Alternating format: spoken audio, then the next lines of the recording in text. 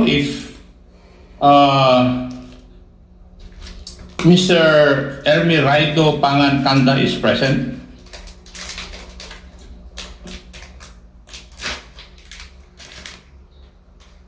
Mr. Pangan? Canda. Mr. Canda. Mr. Canda, you are the former barangay captain of San Lorenzo po, Mexico, Pampanga. Mexico, Pampanga. Okay. Thank you, Mr. Chair. Before I proceed to interpolate Mr. Canda, may I ask Pidea, you have a manual sa controlled delivery, tama po? Yes, Mr. Chair. And the conduct of controlled delivery is not a regular, shall we say, operation to be conducted by anti-illegal drug units. Would you agree with that? Yes, Mr. Chair. So, hindi po araw-araw na ginagawa ito? No, Mr. Chair. Thank you. And bago mag-conduct ng isang ahensya na authorized na mag-conduct ng controlled delivery, kailangan yung authority ng Director General ng PDEA. Would that be correct? Yes, Mr. Chair. Yes. Doon din sa manual na yun, kung nagbabago po ang rota na napag-usapan, kailangan din ng approval ng head ng PDEA. Would that also be correct? Yes, Mr. Chair. Thank you. At ang dahilan kung bakit ginagawa po yung controlled delivery para ma-identify o malaman at ma-arresto yung mga consignees o yung tumatanggap po ng mga illegal drug shipment. Would that be correct also? Yes, Mr. Chair. So, now, ang katanungan, were all these protocols followed during that controlled delivery in issue? Yes, Mr. Chair. So, yung pagpalit ng rota, inaprobahan ni DG PDEA. Yes, Mr. Chair. Pati po yung extension ng period na pag-antay kung may kukuha na consignee. Yes, Mr. Chair. Tama? Okay. Now, matanong ko po kayo, sino po ba yung dapat consignee na tatanggap ng shipment na yun sa Tondo, Manila? I believe, sir, the NBI has the answer, sir. The NBI? Yes, sir, the NBI, sir. NBI, can you answer the question? It's local consumer, Mr. Chairman. When you knew na yung consignee pala ay local trading? Local consumer incorporated or something? Yes. Did you conduct a background investigation in so far as that consignee is concerned? Kasi alam nyo na doon pupunta dapat yung mga illegal drugs na under controlled delivery. Yes, Your Honor. Yes. Now, may I know kung tunay po itong opisina na ito, itong consignee na ito? It's a fictitious company, Mr. Chairman. Kung fictitious company at alam nyo na beforehand, bakit tinuloy nyo pa yung controlled delivery? Hindi naman nyo mahuhuli yung consignee eh. Dahil fictitious. Your Honor, that's precisely the idea of a controlled delivery, is for you to be able to identify the recipient of the drugs. Fictitious, sabi po ninyo yun eh. Meron bang opisina ang isang fictitious company? No, the undercover operative is being directed and being instructed by the drug trafficker that the shipment will be diverted later. Ang ibig nyo bang sabihin sa controlled delivery, ang may control ay yung nag-ship o yung mga authorities? From the beginning, Mr. Chairman, it is the drug trafficker who controls where the drug should go. Now, once it sees, when it's intercepted, now the law enforcement agency may now control the delivery. Hindi po yata yun ang concept ng controlled delivery. Hindi ba, PDEA? It should be one address only, sir, and maybe it could be changed if there is, if the DG will approve it. Yes. Thank you. Let's leave controlled delivery. Mr. Kanda, pwede po bang sabihin nyo sa amin ngayon, ano po yung mga personal circumstances po ninyo?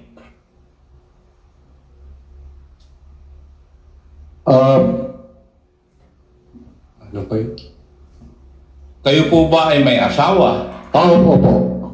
Kaya yun po yung personal circumstances. Ano po ang ano po yung trabaho nyo dati? Ano po yung trabaho nyo ngayon? Dati po kong former barangay captain at ngayon po nagtatrabaho sa LGU po, sa hospital. Sa hospital ng LGU? Opo. Kailan po kayo naging kapitan ng San Lorenzo, Mexico, Pampanga? 2007 po hanggang 2017.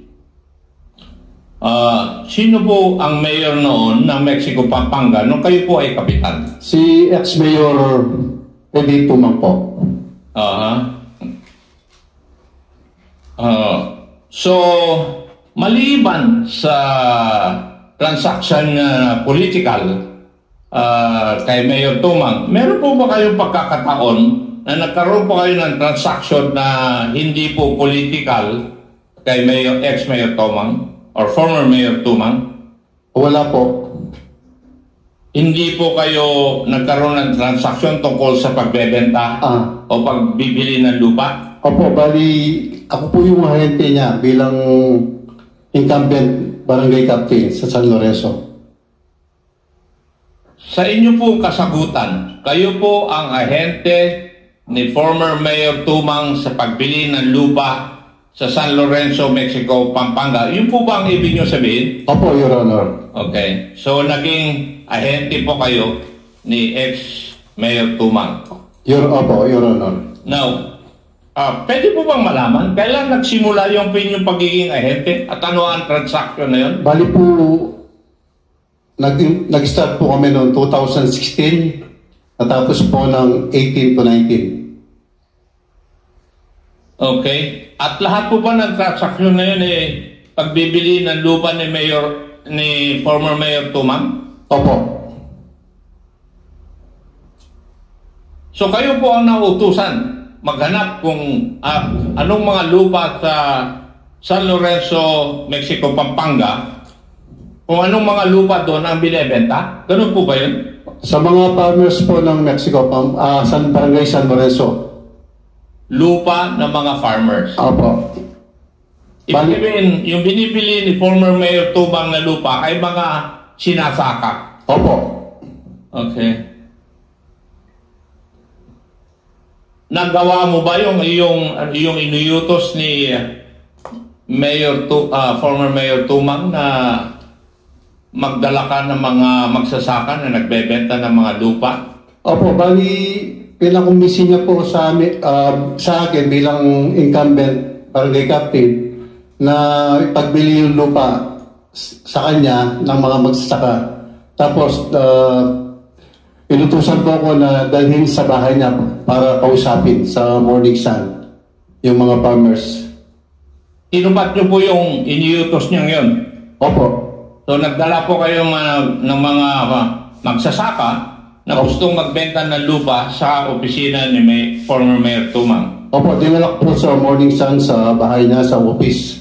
Kinausap niya po at nagkasundo po sila na ibenta yung lupa. So pumayag yung mga magsasaka na ibenta yung kanilang mga lupa kay si Mayor Tumang ang bumibili? Opo. Okay. Ilan po kayang hektarya yung yung nabili ni Mayor Tumang sa San Lorenzo, Mexico, Pampanga? Bali, abot po ng 160 hectares. 160 hectares. 160 hectares.